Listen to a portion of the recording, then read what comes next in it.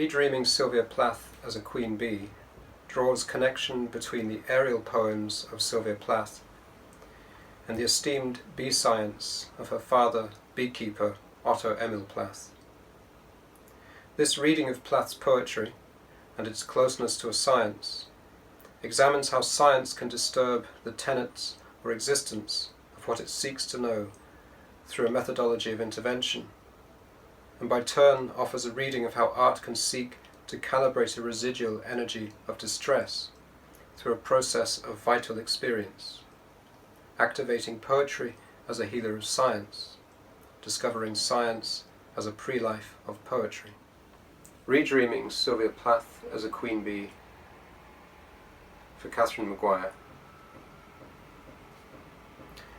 My first connection to Sylvia Plath, as a deep reader of her work, was as a beekeeper and as someone simultaneously involved in the problem of writing poetry.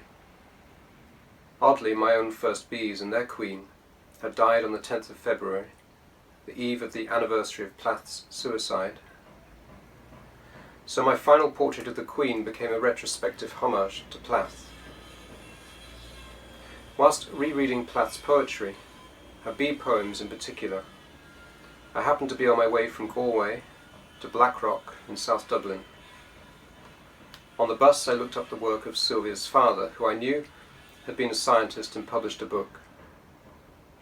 3 copies of his book were listed for sale, 2 in the United States and 1 with its dust jacket intact for sale in Blackrock, where I was headed.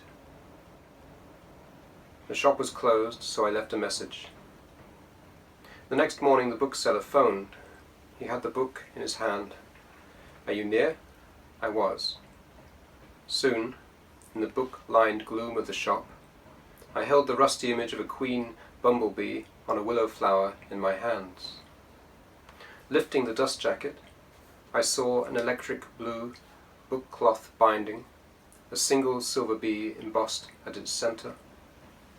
Inside, on the first page, I read a frail line in black ink with the compliments of Otto E. Plath. A portal revealed itself suddenly. Contact had been made. The hands that had held Plath, that had studied and written about bumblebees, had also held this book, and had inscribed it too. The problem behind much of Plath's poetry, we are told, is the father, and here he was. The newfound book was more than merely talismanic. It was to become instrumental to my rereading of the writings and poems of Sylvia Plath, as resonant with and informed by her father's preoccupation, his scrutiny of details, rhythms, and behavioral traits in the insect world.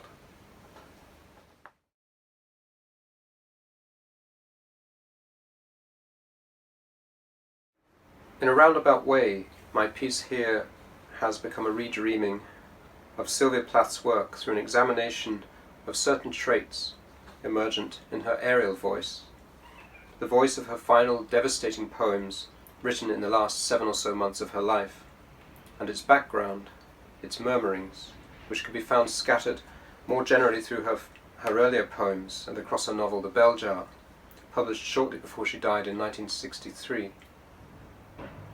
I am suggesting here that a look at Plath's father's work on bees, as an eminent bee scientist, and, indeed, at his work's infiltration into Plath's creative life, or life course, work course, can enable such a redreaming to occur, one which places at its centre the bee.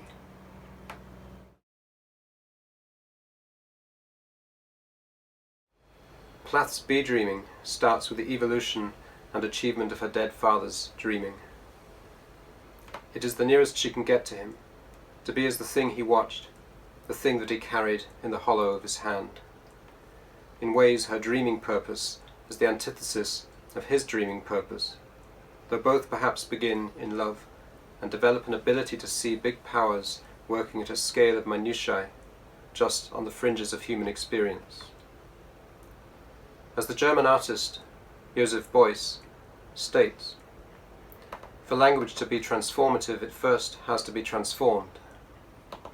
And each in their way, Plath and her father, both equally self-constructed but to different pitches and ends, sought to transform their fields of attention to an enriched vision.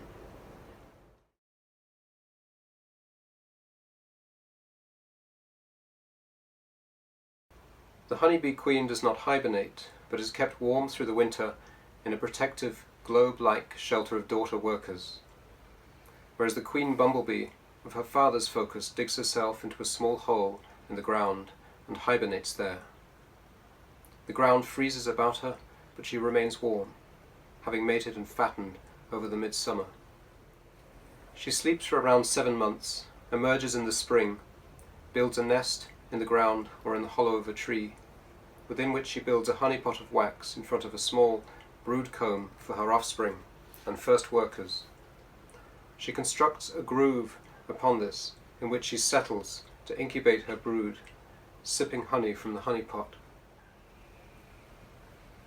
Most of her life is lived in drowsy numbness, and then in darkness, being attended to by daughter sister bees.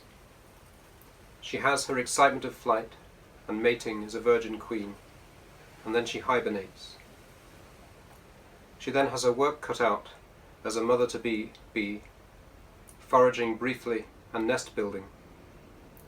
Twilight, and then she fades exhausted. The honeybee, meanwhile, often nests high up in trees. Bee scientists, like Plath's father, make a habit of opening trees and the earth into the ground to find such nests.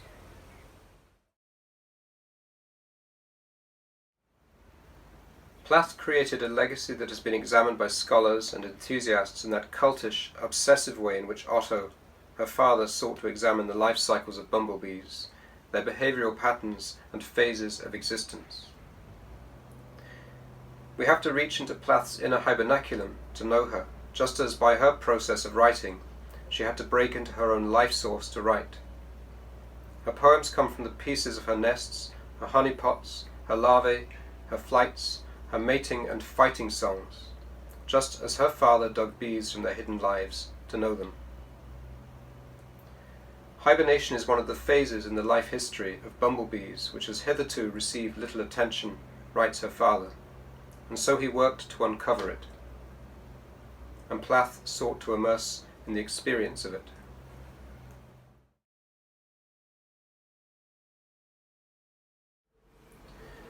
Ariel is dramatic speech of a kind, writes Hughes. But to what persona and to what drama is it to be fitted? The poems don't seem to supply enough evidence of the definite sort. But the circumstances of her death multiplied every one of her statements by a wild, unknown quantity.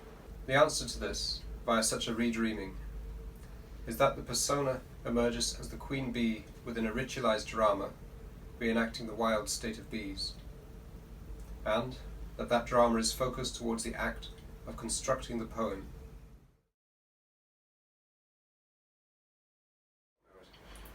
What did Plath, as Ariel, do with her voice in the end? Exhausted as a woman, she set out a resemblance to the bumblebee's nest. Her children in their cots with milk and bread sealed off in a room. Her head on a folded cloth, sipping gas, as the bee sips honey, in incubation posture, now that her voice had no use for breath, or her wings much for flight. On the one hand, her voice entered a Hadean realm of bloodless, breathless text, those shadow figures we reach for as readers to reanimate. On the other hand, in preparation for her death, she put her Ariel poems in the safest place she could find, in a black spring binder on her desk. She pushed them, like a swarm of word energy, back into the grain of trees, into printed pages, into her final, most potent book.